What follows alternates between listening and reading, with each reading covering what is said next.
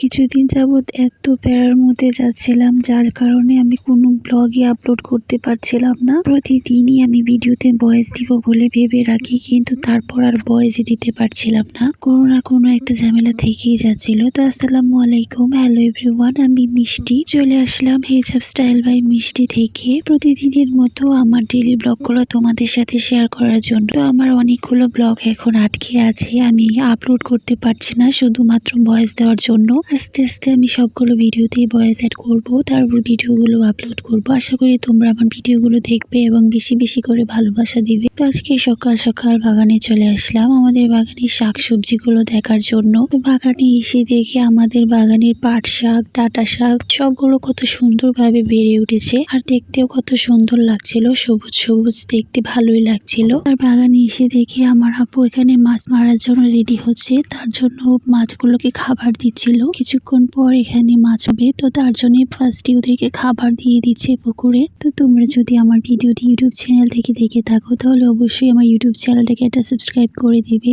আর যদি Facebook page থেকে ভিডিওটি দেখে থাকো তাহলে অবশ্যই আমার ফেসবুক পেজটাকে একটা লাইক ফলো দিয়ে পাশে থাকবে এবং ভিডিওটি শেয়ার করে অন্যদের দেখার সুযোগ করে দিবে। আর আমি বাসায় এসে দেখি আমার ভাইয়া অনেকগুলো বাজার নিয়ে এসেছে, বিভিন্ন ধরনের মাছ ছিল, তারপর বিভিন্ন ধরনের সবজি সবকিছুই ছিল। তো আমি এখানে রান্না বান্না করছিলাম, তো রান্না বান্না করার পর আবার ওইখানে গিয়ে দেখে আসবো যে আমার আব্বু কি কি মাছ মারতে পেরেছে বা মেরেছে। তো আমাদের কিন্তু প্রতিদিনই বা 2 দিন পর পর বা 3 দিন পর পর হলেও কিন্তু বাজার করতে হয়, আর সবকিছুই প্রায় বাসায় থাকে। তারপর আমার আব্বু যখন বাড়িতে আসে, তোমরা জানো যে আমার আব্বু পুকুর থেকে মাছ মারতে খুবই ভালোবাসে, তার জন্যই উনি বেশিরভাগ সময়ই পুকুর থেকে মাছ মারতে চলে যায়। তো তোমাদের সাথেও আমি সেটা শেয়ার করি, তোমরা খুবই পছন্দ করো। এখানে আমি তরকারি রান্না করছিলাম, বড় মাছ, তারপর হচ্ছে ট্যাংরা মাছ, এইসব রান্না করছিলাম। দেন হচ্ছে মাছের ডিম ছিল, তো ওইটাই আমি আম দিয়ে রান্না করেছিলাম। আর আমাদের এখানে কিন্তু বিড়ালের জন্য মাছ নিয়ে এসেছিল ভাইয়া, একসাথে অনেকগুলো মাছ নিয়ে এসেছিল কাটিয়ে। তো আমি শুধু ভাগ করে সুন্দর করে পরিষ্কার করে ফ্রিজে রেখে দিয়েছি। তো যখন ওদের খিদে লাগবে বা ওদেরকে খাবার দেওয়ার টাইম হবে, তখন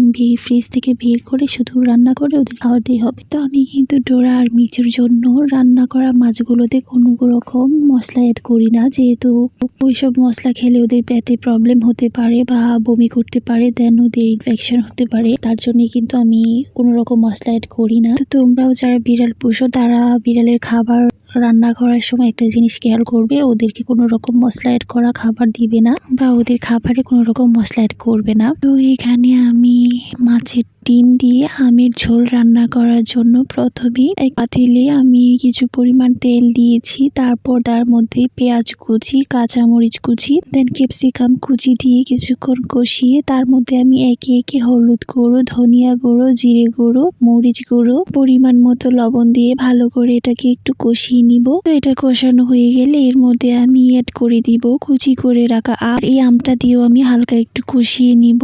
তারপর এখানে আমি কিন্তু হালকা একটু পাঁচফোড়নের গুঁড়ো অ্যাড করেছিলাম, তো তোমরাও কিন্তু পাঁচফোড়নের গুঁড়োটা অ্যাড করতে পারো। তারপর কিছুক্ষণ জাল করে আমি এখানে ডিমগুলো দিয়ে দিব, দিয়ে কিছুক্ষণ জাল করে নামিয়ে নিলেই কিন্তু আমার আম দিয়ে মাছের ডিমের ঝোল রেডি হয়ে যাবে। তো এটাতে কিন্তু পাঁচফোড়ন অ্যাড করলে অনেক ভালো লাগে, তো আমি এখানে পাঁচফোড়ন অ্যাড করেছিলাম, আর সাথে 1 চিমটি চিনিও দিয়েছিলাম। আর এটা খেতে জাস্ট অসাধারণ ছিল, তোমরা একবার বাসায় ট্রাই করতে পারো। আমি এরকম বাসায় বিভিন্ন ধরনের রান্না মাঝে মাঝে ট্রাই করি, তো সেই সব কিছুই তোমাদের সাথে শেয়ার করি। আমাদের গাছে কিন্তু ক্যাপসিকাম হয়েছে, দেন ওই বড় বড় মরিচগুলো কিন্তু হয়েছে। আমার খুব ইচ্ছে ছিল এই মরিচ গাছগুলো আমাদের এখানে লাগানোর, তো আমি এখানে লাগিয়েছিলাম 3টা গাছ। তো তার মধ্যে একটা গাছ ভালো আছে আর 2টা গাছ অবশ্য মরে গিয়েছিল, ওদের টেক কেয়ার করার পর ওদের রাখতে পারি না। আর এখানে দেখো মিচু চলে এসেছে বাগান, আর আমার আব্বুর পেছন পেছন ওরা দৌড়াদৌড়ি করছিল। তো মিচুকে আমার আব্বু অনেক আদর করে, যেহেতু ওকে আদর করে তো আমার আব্বুকে দেখলেই ও পিছন পিছন ছোটা শুরু করে দেয়। তো এখানে কাঁঠাল ছিল, পাকা কাঁঠাল নিয়ে এসেছিল, বছরের প্রথম কাঁঠাল। তো কাঁঠাল খাওয়ার পর সন্ধ্যেবেলা ভাবলাম যে নুডলস রান্না করব, তো এখানে আমি নুডলস রান্না করছিলাম। আমার কাছে নুডলস ভালো লাগে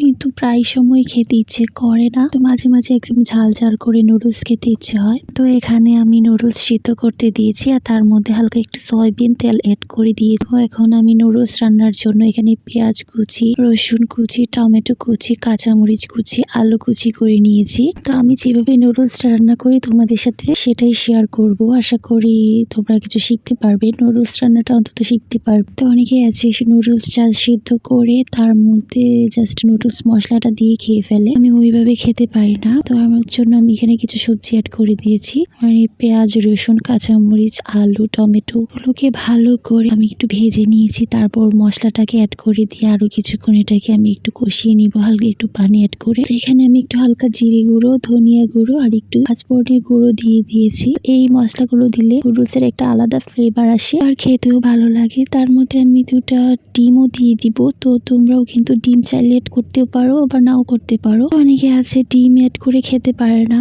অনেকের কাছে ডিম খুবই বাজে একটা খাবার, কিন্তু আমার কাছে মোটামুটি ভালোই লাগে খেতে। আর বিশেষ করে নুডলস দিয়ে ডিম খেতে ভালোই লাগে। তো এখন আমি এটাকে দিয়ে ভালো করে একটু কষিয়ে নিব, একটু ভালো করে ভেজে নিব। তারপর হালকা একটু পানি অ্যাড করব, আবার একটু মশলা অ্যাড করব। যেহেতু আমি 2টা নুডলস নিয়েছি, তো এখানে প্রথম একটা মশলা দিয়েছিলাম, এখন আরেকটা মশলা আমি দিয়ে দিয়েছি। তো এখানে আমার 2টা মশলা শেষ হয়ে গিয়েছে। কিছুক্ষণ কষানোর পর এখন আমি নুডলসটা দিয়ে ভালো করে এটাকে নাড়িয়ে ছাড়িয়ে এটাকে রান্না করে নিব। তো ভিডিও এডিট করার পর সব থেকে টাফ একটা জিনিস, সেটা হচ্ছে ভয়েস অ্যাড করা। ভিডিওটা এডিট করতে যতটা না সময় লাগে, ভয়েস দিতে তার থেকে বেশি সময় লাগে। আর সব থেকে বেশি প্যারা হচ্ছে ভিডিওতে তুমি কি ভয়েস অ্যাড করবে সেটা ভাবতে ভাবতে দিন চলে যায়। তো আমার এখানে নুডলস রান্না শেষ। আর এখানে বেশ কিছু মাছ ছিল, ওইগুলো আমি বের করে নিচ্ছিলাম বাকিগুলো। তো এই সবগুলোকে আমি ভালো করে পরিষ্কার করব। তারপর সবগুলোকে আবার প্যাকেট করতে হবে, মানে আলাদা আলাদা প্যাকেট করে রাখতে হবে। আবার বিড়ালের যে মাছগুলো ছিল সেগুলোকে ভালো করে ধুয়ে পরিষ্কার করে ফ্রিজে রেখে দিব। আর এখানে দেখো মাছের অনেকটা ডিম ছিল, তো এটাও আমি আলাদা করে রেখে দিব। যেহেতু আমি হালকা পরিমাণে মাছের ডিম রান্না করেছি, বাকিটা অন্যদিন রান্না করব। তো ধন্যবাদ সবাইকে। ভিডিওটি ভালো লেগে থাকলে একটি শেয়ার দিয়ে দিও।